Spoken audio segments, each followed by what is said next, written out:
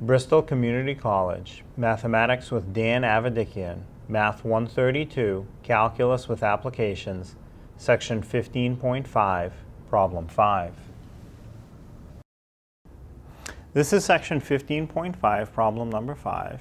It says find the area between the function f of x equals the square root of x in the x-axis from x equals 1 to x equals 4. So to solve this sort of a problem, you solve it by taking a definite integral. So we're going to take the integral of the function that's given to us, which in this problem is square root of x. And if we're doing an integral, you need to put a dx with it. And our x equals 1 and x equals 4 will be our limits of integration. The larger value, which is 4 for this problem, will be the upper limit of integration. And the smaller value, the 1, will be the lower limit of integration. So if we solve this definite integral, we will find the area that the question asks us to find. So to start this off, the first step of 4 steps is to solve the integral.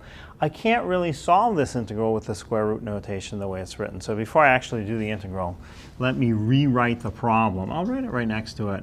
Let's do the integral between 4 and 1 of, instead of square root of x, let's do x to the 1/2 power dx. So now I have an actual exponent that I can run through the process and integrate. So the integral will be 1 over the old exponent of 1/2 plus 1, x to the old exponent of 1/2 plus 1. And again, this plus a constant, which I don't need to write because I know on the 4th step the plus a constant will cancel. So that's the answer for the integral, but it's really not in the right type of format. So let me clean this up a little bit too. Instead of 1/2 plus 1, let me write the 1 as a 2 over 2, both in the denominator that's in front of my variable and in the exponent of the variable. So where I had a 1 written in the denominator here, I wrote it as 2 over 2. That's a 1. And again, in the exponent, I had a 1. I replaced it with a 2 over 2. So now that gives me a common denominator. So what I have is 1 over 1/2 plus 2/2 is 3/2. X to the same numbers, 1/2 plus 2/2 is 3/2. So that's better, but I shouldn't really leave a fraction in the denominator of a fraction. So this 3/2 in the denominator of my fraction, what you need to remember is that 3/2 can be inverted or simply flipped to 2/3 and multiplied times the numerator, which is times 1. Anything times 1 stays the same. So 2/3 times 1 would stay 2/3. So now a nice simplified answer for my integral is 2/3 x to the 3/2. Again, notice the 3/2 in the exponent does not flip because it's not in a denominator. I didn't have to flip it, whereas the 3/2 here was in the denominator of the number in front of the variable. That's why I had to flip the one in the denominator here, but not the one that was the exponent. So now this is my answer to step 1, solve the integral. The solution for the integral is 2/3 x to the 3/2. And I'll put in my vertical line to the right of that with my limits of integration, 4 for the upper limit and 1 for the lower limit. So that finishes step 1. Step 2 is put in the upper limit of integration into the answer for the integral. So this 2/3 x to the 3/2 will be 2/3 4 to the 3/2. Well, 4 to the 3/2 can be a little bit tough. It's weird. It's a fractional exponent. So there are a few ways you can get that answer.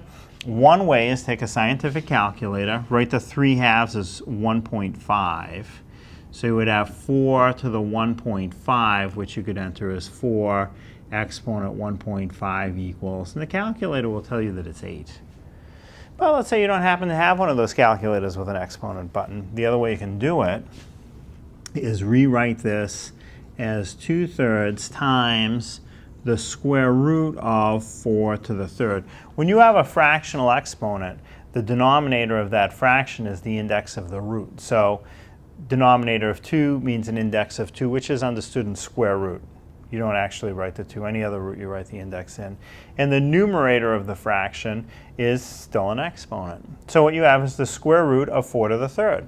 And you can either do the root first, then the exponent, or the exponent first, then the root. Either way, you should get an answer of 8. So if I take the square root of 4 and do the square root first, square root of 4 is 2, then 2 to the 3rd, is 8. Or I could do 4 to the third. 4 times 4 is 16, times 4 again is 64. Then do the square root. Square root of 64 is still 8. So however I do it, I get the 2/3 in front still times 8. So that's still a bit of a weird problem. I have this fraction times a whole number. So let me rewrite the 8 as 8 over 1 so it would also be a fraction. So I have 2/3 times 8 over 1. So now I can do top times top. 2 times 8 is 16. Bottom times bottom. 3 times 1 is 3. So for step 2, I have a result of 16 over 3 after a lot of fractions. So step 3 is put the lower limit of integration, which is a 1, into my answer for the integral. This will be quite a bit easier. So I'm going to have 2/3 x to the 3/2 becomes 2/3 1 to the 3/2. Well, 1 and 0 are very easy to raise to any exponent you want. They just stay the same. So 1 to any power you want to use is going to stay 1. Times the 2/3 in front. 1 times 2/3 is 2/3. So my answer for step 3 is 2/3. So the final step, step 4, is take your results from step 2, which was 16/3, subtract the results from step 3, which is 2/3. I very conveniently have a common denominator of 3. So on top, 16 minus 2 is 14 over my common denominator of 3. My answer is 14/3. Or you can write that as a mixed number if you like. That would be the same as 4 and 2/3. Either form is fine, whichever one you prefer. So the area between the function f of x equals square root of x and the x-axis from x equals 1 to x equals 4 is an area of 4 and 2/3, or 14 over 3.